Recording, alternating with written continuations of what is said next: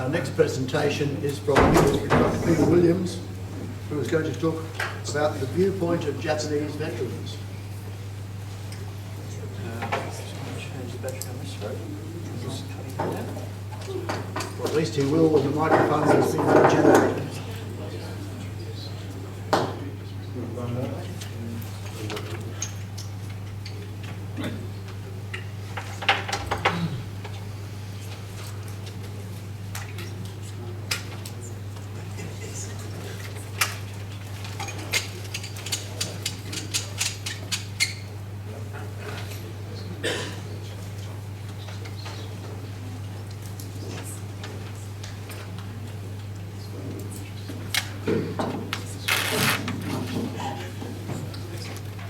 Thank you. The floor is yours, Peter. Thank you. Well, thanks to Military History and Heritage for inviting me.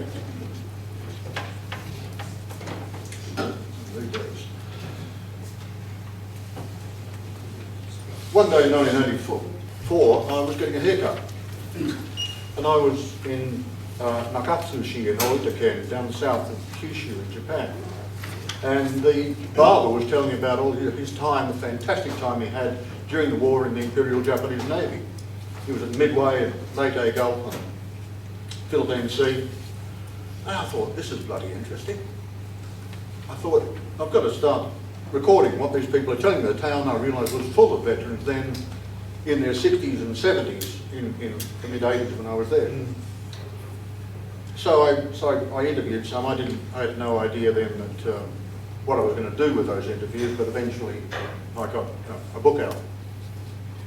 So I'm going to read some excerpts from that book and talk about some of the Japanese attitudes to the surrender and what happened thereafter. And I'm going to start with a really hard-nosed guy, Masao Horie. I've got the name switched around to the Western style. Masao is his first name. He thought Japan should have all died. Surrender was the wrong thing. He, as you can see from his statement there, that's him on the left-hand side of the line of Japanese. He was at Cape Wong. We've already seen a picture of it earlier, but I'm going to talk about that a little bit later. He was a major on the staff of the 18th Army. And this is what he said. The 18th Army's new new plan was the honourable death plan to be executed at the end of September 45. Little food and ammunition, we did not last much longer. We were going to end it honourably in death. I was sent to Sepik River to prepare that part of the overall plan. Then an order arrived for me to return immediately to Army headquarters. When I arrived, I heard we'd been defeated. While in New Guinea, I'd been writing poems. I wrote one then, concerned with my fears about what would happen to our nation in the future. That was the last poem I ever wrote. Japan was defeated, but the mainland had not been invaded. It was as if the war was not really finished. Is that the right way to end a war? The Japanese people would rather stand till they fall, completely vanquished. That's the spirit we had. I expect it to you. It's a strange way of thinking. So I agree with Tim. The Masao Horie, he surrendered because the Emperor told him to surrender. Otherwise, well, if the Emperor had said fight on, he would have fought on. But in some areas there's a wide variety of opinions among the veterans. You've all spoken to Australian veterans of World War II, and you find a wide variety of opinions on some questions, but then there's a sort of a consensus in other areas. One consensus among Australian veterans who fought the Japanese is they didn't like them at all. Japanese veterans are unaware of that, by the way, which I'll touch on later. So, one of these, there was a variety of opinions anyway about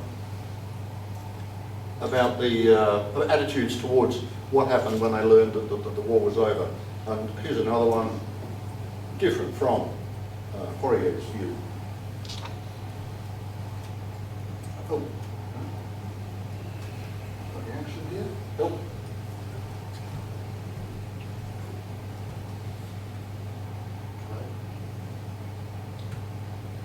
This is Takis Okamoto. He was a battalion commander in the 18th Army. And he said, when I heard about the end of the war, I was still in New Guinea, commanding what was left of my battalion. Honestly, I was relieved. The ordeal I had not asked for was at last over. I called my battalion together to speak to them. As the commander, you feel responsible for the men. It was difficult to find the words I needed. I told my men that Japan had been defeated, but they should not be discouraged, as they had fought well. They should go home to their loved ones and live their lives. Any battalion commander could give that speech from any nation. But these fellows I've mentioned so far, they were officers. They knew what the surrender meant. There were a lot of other Japanese who didn't really know what it meant, didn't understand it, didn't even hear about it for a week or two. Kamichi Hori, he was in New Britain. He said, oh, I was still on New Britain when the war ended, but until 14th of August, a few planes would show up every day and bomb us. But on the 15th of August, they started dropping leaflets instead of bombs. The leaflets said the peace treaty had been concluded. I got the impression we had not lost the war. I thought we might have to return New Guinea to Australia, but the Philippines would stay a part of Japanese territory. My standard question in all these cases was, so when you heard about the end of the war, what did you think? What did you do? Now this fellow, Hideo Abe, he said, made no difference to me, I kept fighting. He was on Tarakan. I did not stop fighting when the war ended. We retreated back into the mountains and kept fighting them. When I saw papers dropped by aircraft saying the war had ended in Japanese, I thought perhaps Japan had won the war. However, the Australians were still on the island and they didn't show any signs they might leave. I decided to refuse to come out of the jungle. I ordered my men to keep fighting. Our purpose was not to let the enemy have any rest. Every night we tried to do something like shooting up their camp, but we couldn't do much as our force was small. They started using military dogs to hunt us. Then it became extremely difficult to do anything. When a dog found us, it would chase us through the jungle. To counter the dogs, we used a grenade to which meat was attached as bait. One of my men threw it, the dog jumped on it, it exploded. We had to be smarter than dogs to survive. I kept fighting until April 46, when I was captured. When I came back to Japan months later, it's strange to say it, but I started thinking once again that Japan might really have won the war, because I saw so much green grass on the ground. In training, we learned we could stay alive and fight on as long as there was green grass to eat. When I asked one civilian in Nagoya whether or not Japan had won, he told me we had lost the war. Then, for the first time, I truly realised what had happened. I was crushed, and I felt like not doing anything, ever, anymore. Now, after the surrender, you've got some refusal to accept it, some instances of resistance. I'm going to read out a couple of those. The first one is an example of resistance, but the second one is more like the way what really happened, a lot of talk and no action. Yorio Uyama, that's the Shikinami, his destroyer that he was on for most of the war. The Shikinami Association used to meet every year after the war up until about 2005, but in fact it was sunk towards the end, and he was on a smaller sort of coastal defence vessel at the time he's talking about now. That's him with the sticky out ears. Yorio, we were in Tsushima when I heard the Emperor's voice for the first time on the radio on the ship. He was announcing the war was over. At first I didn't believe it, but then I began to accept it might be the truth. The others with me went through the same cycle. By the end, we all accepted it was true. One of the officers became excited and planned to blow up the ammunition, to destroy the ship and kill us all. Fortunately, his plan was uncovered before he got to the ammunition. A few of us tackled him, and I took the detonator from his hand. Kaname Harada, he was a fighter pilot. He had shot down 19 aircraft during the war. When the war ended, I was a test pilot in Hokkaido for the new rocket-powered fighter, the Mitsubishi Shusui, based on the German Me-163 Comet. The pilots were discussing the situation, saying, we'll be forced to be slaves of the Western nations for the rest of our lives. We won't see our families ever again, and we might be taken to the South Seas as labourers. If this is the case, why not resist the enemy to the last man? The opposing view was that our nation has ordered us to stop fighting, and we must obey the order. I was convinced either the Russians or the Americans would take us as slaves, so decided to stay put and wage a guerrilla war against them. I asked my friends at the base which ones were willing to come with me. 15 men agreed to fight with me. We continued to make preparations for our guerrilla struggle in the mountains, but then the Americans arrived and simply told us all to go home. And you know, that's just what we did.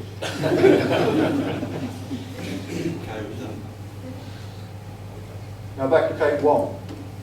There's on my left, your right, is Patazo Adachi surrendering to Robertson. But my man, Poirier, who we heard about earlier, that's him there. And I'm just going to read his account of that day.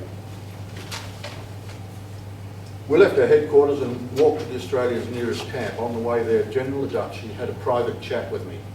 He told me this: there will be many hard things ahead of you to cope with now, but you have to bear up to it. Take in hand every one of our soldiers who have survived this and ensure they return safely to their homes. I don't know why he spoke only to me.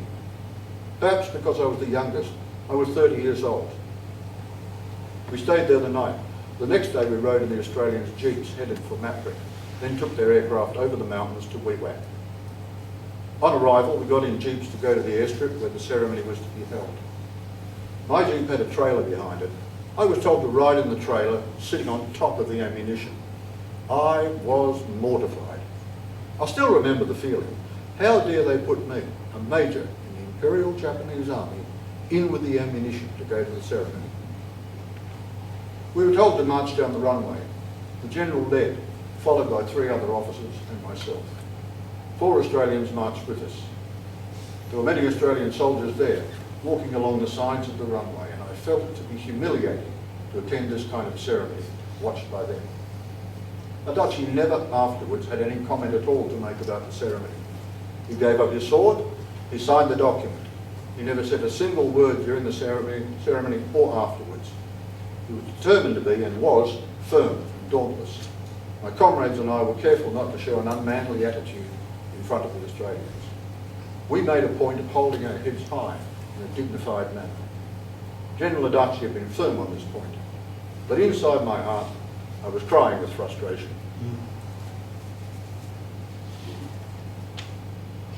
After this, of course, there's 150,000 odd Japanese taken into Australian prison, the war camps, late in 45, and by the middle of 1946, most of them have gone back to Japan. And here's an account of being in an Australian camp by Hayamichi here. After the war, we were disarmed by the Australians, and our unit was sent from Bougainville just across the channel to Faroe Island and locked in a camp there for a while. Those who fell on the ground were lashed with whips. Some soldiers picked up tobacco the guards threw away, but if caught, they were badly beaten. The Australian soldiers on Faroe Island were mean and cruel. Many Japanese soldiers who'd survived the war died there after the war was over. One thing I couldn't believe was that the officers of the Australian Army stole our watches. I couldn't believe it because a Japanese officer would never have done such a thing. Yeah. We all talked to each other about it. We said what savages they are. They were amazingly mean and cruel. The living conditions on the camp on the island were like a hell on earth. Now, Isamu Kajita, who was in the Navy Special Landing Forces, he's a bit of a joker. He offered me 500 yen if he could kiss my wife. Easiest 500 yen I've ever made. When I heard about the end of the war, I felt relieved. But on the other hand, I was keen to get rank, and I'd been a corporal for long enough. I thought if the war had gone on a little bit longer, I would have been promoted to sergeant. We marched in and gave up our weapons to the enemy. I was sent to the Jesselton prisoner of war camp in Baltimore. There I saw the Australians for the first time close up. They were big men and I was scared. The Australians questioned each of us. I was asked if Tojo was good. I said, no, no. Then they asked if Hirohito was good. I knew the Emperor, but I didn't know this Hirohito. Who's Hirohito? We never called the Emperor by his name. I answered Hirohito was good, but that was clearly the wrong answer.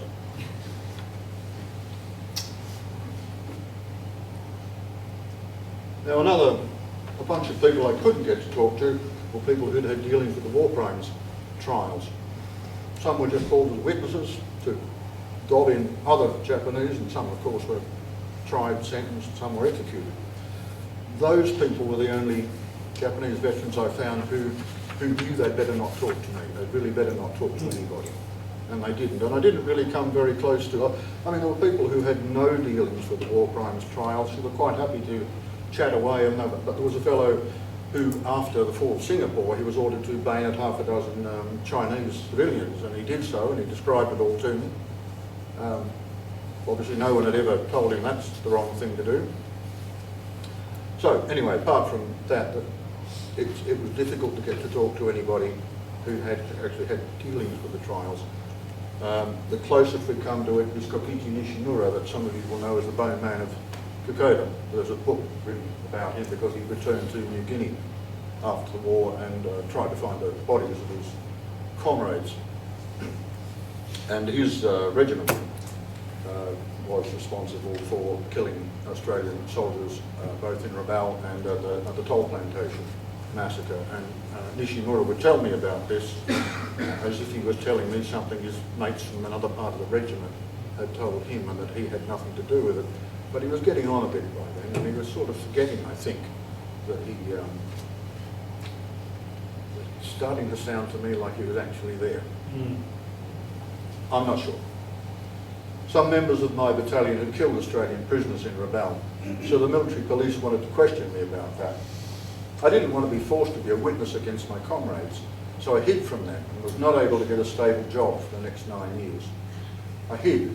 I worked in many different factories, used different names, went logging in the mountains.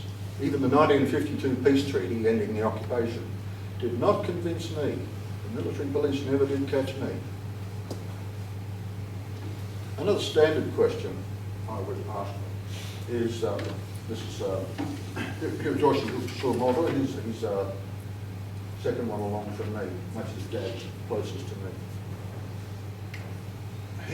Another standard question would be, what did you think of the enemy? What did you think of their tactics, their strategy, their weapons, their bravery? And this is where we get to something all Japanese veterans agree on. They think that Western soldiers were cowardly. They think it's all about weapons, it's all about numbers, it's all about the number of shells we had. That's why we won. I said earlier that there are arguments about, like, was the war a just war or that? You can find plenty of Japanese who say yes or no, but I don't think I encountered a veteran who didn't think what this bloke told me. We never thought we were defeated in actual combat. We thought we were defeated because the enemy's massively superior amount of ammunition and bombs. The Australians and Americans rarely risked their soldiers' lives and relied instead on artillery and aerial bombing. That was the major difference. They had much better equipment, both in quantity and quality. Nothing else. These things overwhelmed us eventually. Having such a large amount of better equipment, I thought they should have done 100 times better than they did. I was amazed by their incapability to make war. If we were given the same equipment, we would not have lost the war. I didn't think the enemy soldiers were tough. When we attacked them, they would cry and start running around everywhere to escape. Both the officers and the soldiers acted like that. Once under pressure, none of them cared about their mission anymore. Such behaviour would never have been accepted in the Imperial Japanese Army. If an officer had run away, as I saw their officers do, he would have been executed. We thought the enemy were weak soldiers led by weak officers. If we compare the individuals on each side, we, the Japanese soldiers, were far more disciplined, tougher and stronger. That's what most of us veterans still believe. And I agree with him in the sense that that is what the veterans think, and I don't think I found a veteran who wouldn't have, they might not have put it so strongly, but a veteran who didn't think that. Now we get on to the causes of the war, because the causes of the war are connected with the attitude to defeat. You might lose, but it is more palatable to lose if you fought in a just cause. We can, historical examples of that are sort of popular. The cause was just, but we were defeated. So some Japanese think it was a good war, if you like, a just cause. Some think not. But the more interesting ones are the ones who think it was just cause. So I'm going to read them. Here we go. Oh yeah, he was saying, this fellow flew Nels, twin-engine bombers during the war for the Navy, and that's a photograph, the closest photograph to me to his photograph from his bomber of one of his bombs hitting HMS Repulse. He flew in the attack on Prince of Wales and Repulse in December 41. And, quite a fellow. But that's not what we're talking about here. Now, I think the fall of Singapore was one of the crucial events for the development of former Western colonies in Asia. The importance of the Japan War has been intentionally ignored, or has not been talked about. But it's true, the Japanese War brought Southeast Asians and other colonised countries liberation and a chance for independence from the Western countries. We now have that independence, and I believe many Japanese sacrificed their lives for it. However, things did not go so well in Japan itself. Japan, as it currently is very weak. Now I look around, I can hardly see any true Japanese men with a true Japanese spirit. So you see, it brings up another little point, which is sort of part of the story, that in the defeat, Japan has turned, those of you who've been there will see, you can see many sort of Americanized things about it now, and that disappoints most veterans. This is Suzuki. He was on the bridge of the Yamato when, at the Battle of Leyte Gulf, when, if those of you familiar with the story, Admiral, whose name escapes me, he was attacking into the American transports, but he turned around and nicked off, and he was actually on the bridge behind him, listening to what he was saying to the other Admiral about why he was doing it. Interesting story that, but again, not the one you're going to hear now.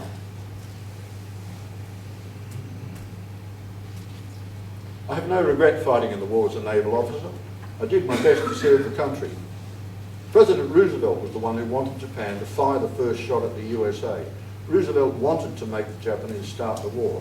To provoke war, Roosevelt harassed Japan in various ways. I'm still angry towards the Americans for dragging us into this war. I'm not saying everything Japan did was right. However, the popular perspective that everything in pre-war Japan was wrong is just an illusion. Japan was very serious about assisting Asian nations to become independent from Western colonial powers. We Japanese were the only non-white race that resisted Western colonialism. And that's a strong theme, that resisting Western colonialism, and that's what the war is about. Together with the idea that the Americans freezing Japanese assets in the United States, forbidding their ships to go through the Panama Canal, and making sure no one would sell them any oil so as to ruin their economy within a year, all this to get them out of China, but that's what forced Japan to fight. So, that's my point, that if you can argue it's a just war, then defeat is just a little bit better. You tried. Yuki Hayamichi, I don't have a slide for him, but he appeared earlier. He says the same sort of thing. We fought to protect our nation from the Americans. Under the US economic embargo, we were driven into a corner. We had to decide whether we would fight the Americans or become their slaves.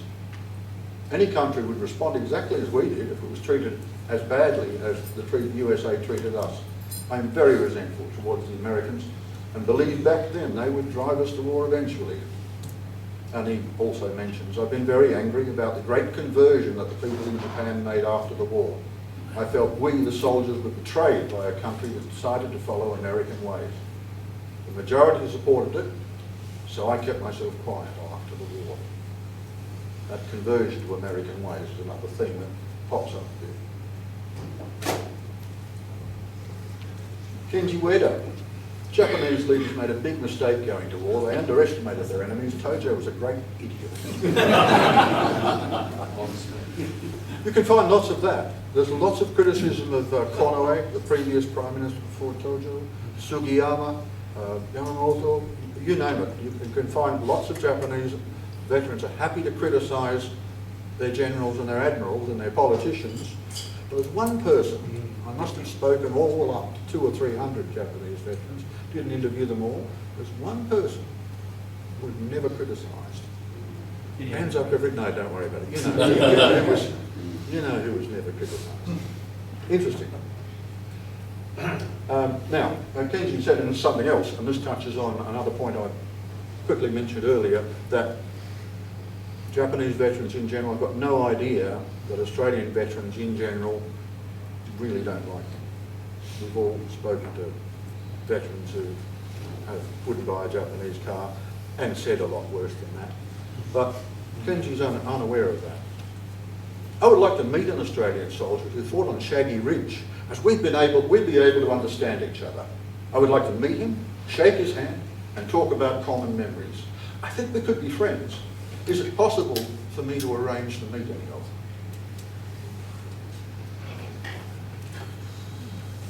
And lastly, Sadashide Imanishi. He's one of my favourites. He started out as a rice farmer in Shikoku, and he did 9 years in the army, a lot of it in China. He was conscripted. And then he sort of educated himself, became a school teacher, and eventually became mayor of Motoyama, this village up in the mountains. He used to comment that, he fought on the Kokoda track, and he used to comment that he said the Kokoda track was a bit of a doddle really, you should come and see the mountains of Shikoku. So he invited me up to Motoyama, and I went there, and he's got a pretty fair point. And that's it. Oh, no, I haven't read what he said. Yeah, that's right. Oh, I was doing so well too. When I heard that some of the school teachers in Australia teach children about the war as a heroic episode, it disappoints me. I feel they have a different way of thinking to mine. We learned the misery of war from our defeat. I wish the Australians could learn the same thing from their victory. Thank you.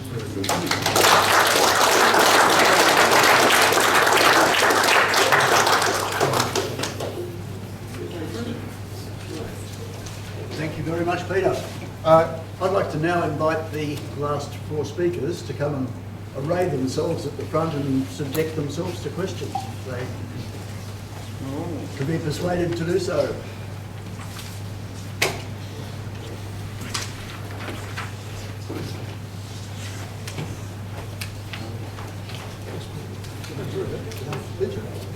I thought you did my harshest criticism. Well, ladies and gentlemen, the floor is yours. Peter, Ross. is there any publication in the Japanese libraries of interviews taken of veterans soon after they returned back from the war, when they were young men, to make any sort of comparison with yours? Apart from official interviews by a lot by the Americans, no, I don't know of any book. No. That was really fascinating, Peter, that talk. When you said about the attitude of the Japanese towards the Australian soldiers, I'm just thinking, was there any evidence that that changed at all, depending, like through the course of the war and depending on how the war was going? Because I'm just thinking of the Australian attitude where you often got the feeling earlier on that we classified the Japanese enemy as subhuman. Subhuman, we looked at them as that we would be spectacled and weaker than us. Then they sort of moved to superhuman because of their tactics and their attitudes and their dedication. And then we sort of settled on this like everyman. They were just like us, after the war in terms of not necessarily the veterans, but our attitude. So did you find any change in attitude? No, it was always terrible. They always thought we were rubbish. Okay. They really did. They just thought, look, it's all about weapons. These white guys are gutless. If they didn't have all that artillery, they would never charge us. In fact, Masao Horio, he said they never changed, they never charged. Okay. Meaning we were willing to actually, not charge stupidly, nothing stupid, but we were willing to sort of charge in bayonets fixed when the time was right and it should work. But he said you'd never find the Australians doing that. Didn't have any courage. Just bombard, bombard, bombard. Do you think that was the case of their education in how they felt about it? Because if they felt about it, they then think, what have we done? I'm not sure what question, I'm sorry. As far as like the Japanese thinking that we're rubbish, Australians are rubbish, is it sort of like a survival tactic as well, like later on looking back at the war and thinking how it went and our role in it? Like Oh, it could be. I mean, I can't say that they had that view then. This is what men in their 60s and 70s are telling me, for what it's worth. I just don't think they made it all up. But, yeah, Bill, I apologise, I can't recall who was talking about Bougainville. Who was? Oh yes, thank you.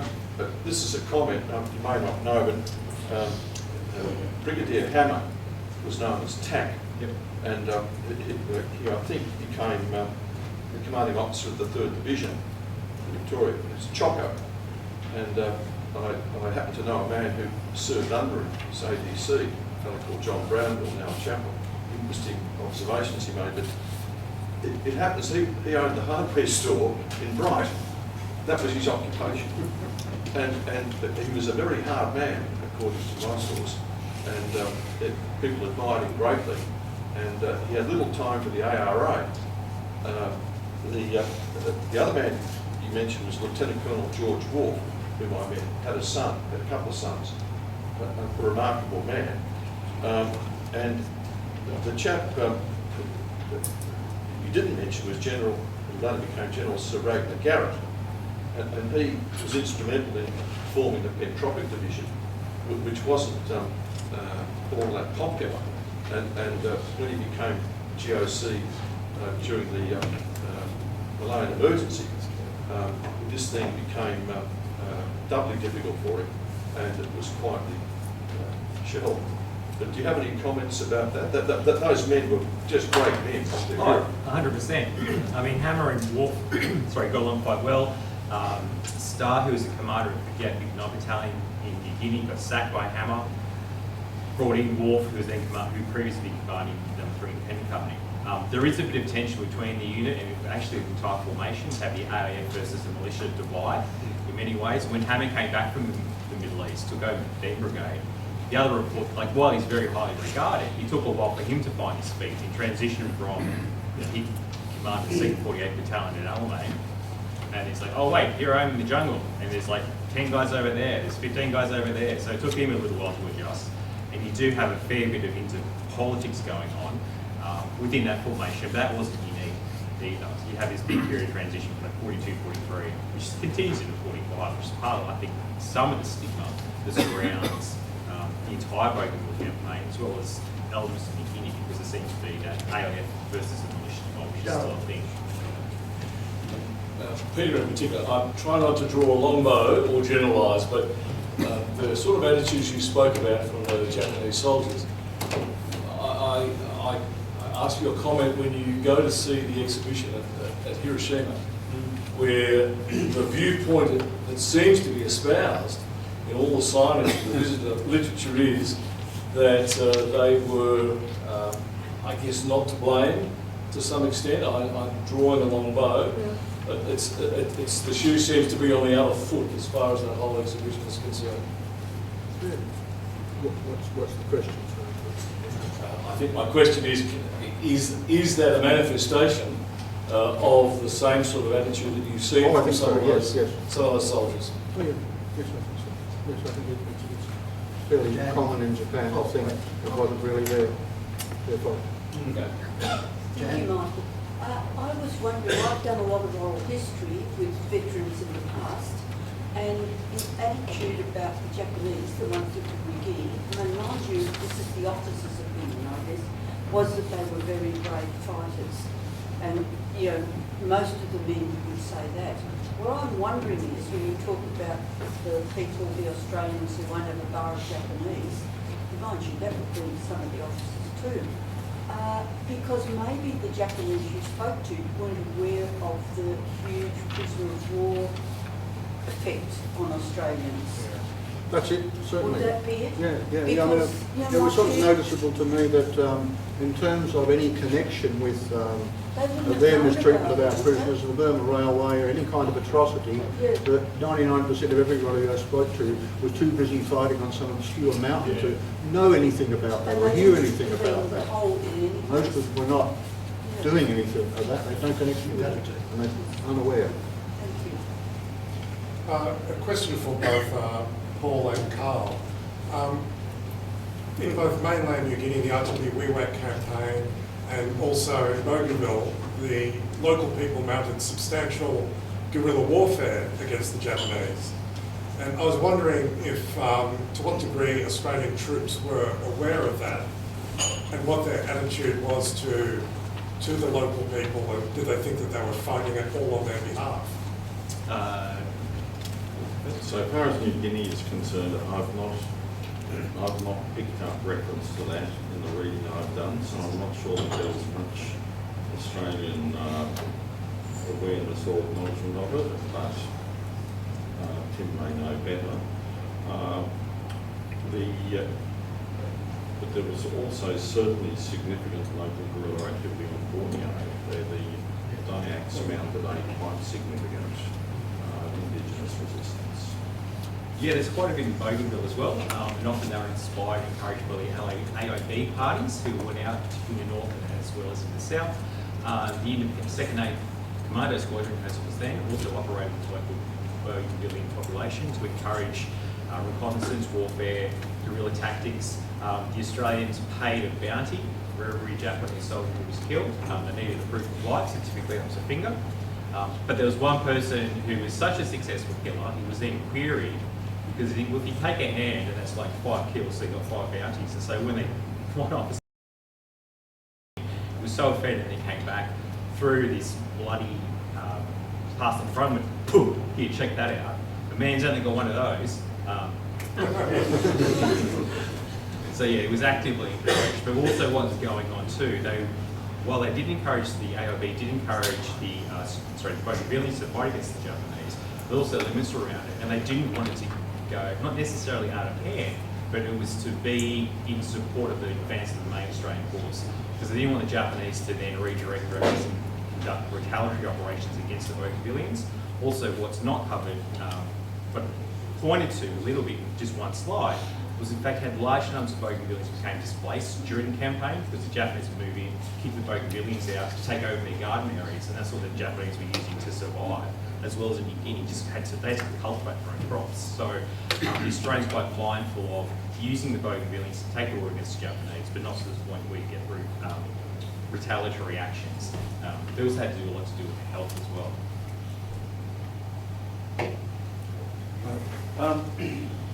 General Brereton, you said that you'd interviewed Ted Kenner's son as part of your research. Not so much interviews, but corresponded, yeah. Some of the gems of wisdom that we can get from these people, I do recall that Ted Kenner said one time, the toughest battle that any of us will face is the one we're in.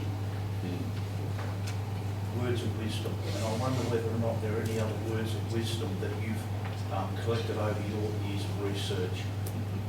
Look, I think the best ones I got were those from Robert Kenner that I've already decided today.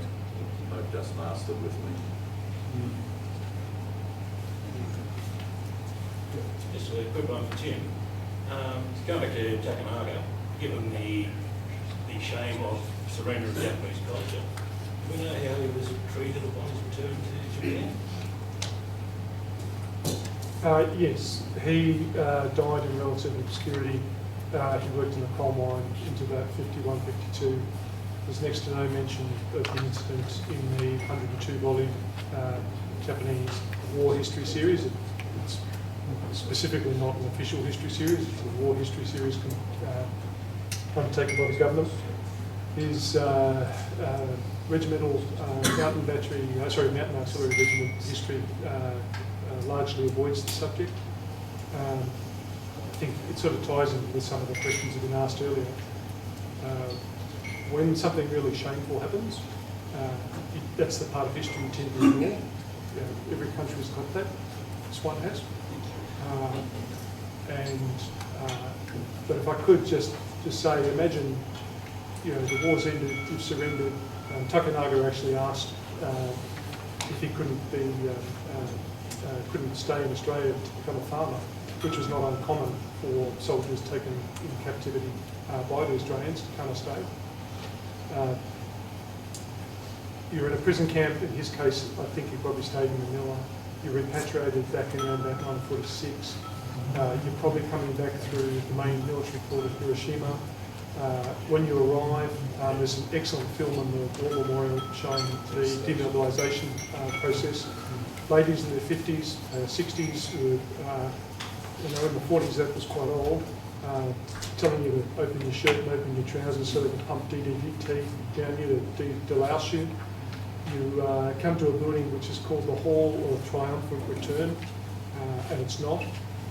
You're given your precious belongings are checked by counterintelligence staff from, in this case in Hiroshima, from the Australians. You might be subject to further interrogation. You're given a few yen. Your pay is checked. You're given a railway ticket back to your home village. You walk out. You catch a tram to the central Hiroshima railway station. You're in Hiroshima. It's 1946. The place is a billiard table. You go home. There's censorship. You're not allowed to form an association. You're not allowed to write in history. That's against the law until 1952 when sovereignty is returned. So all those sort of things just basically mean it's fight club. You don't talk about it.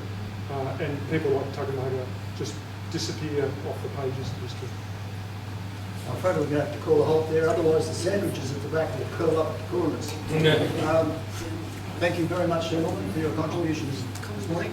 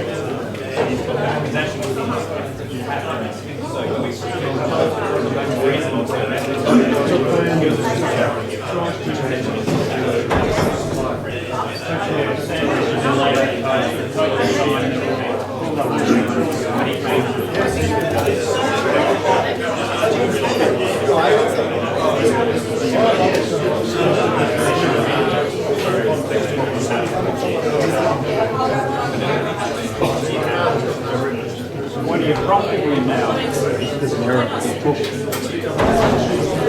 Really?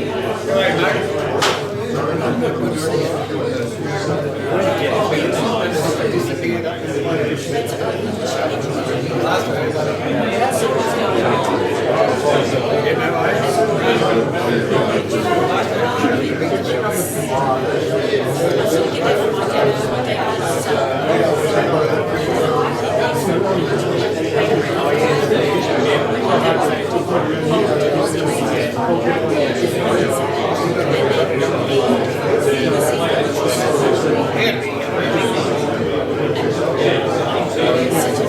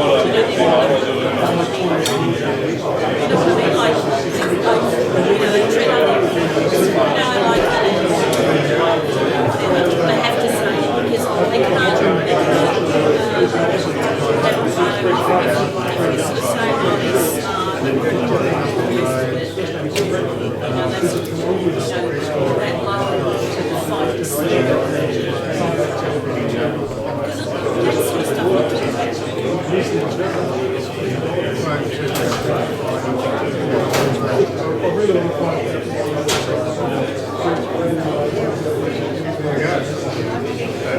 we just talked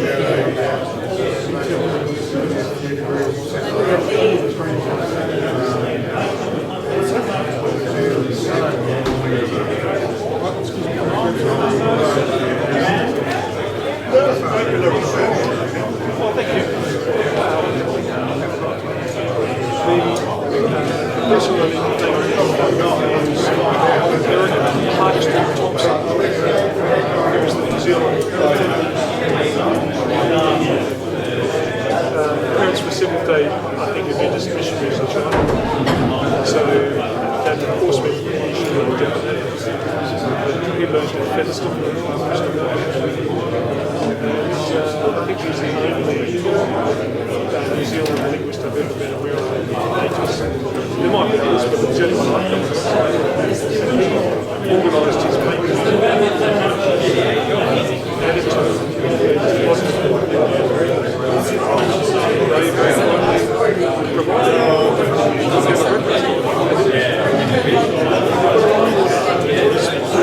It's like he was the research assistant. I can't afford to learn that.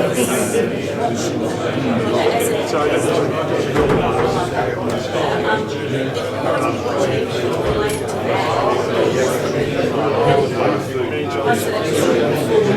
I remember this. Like, give it another 5 years. translated. Yeah. Some water in the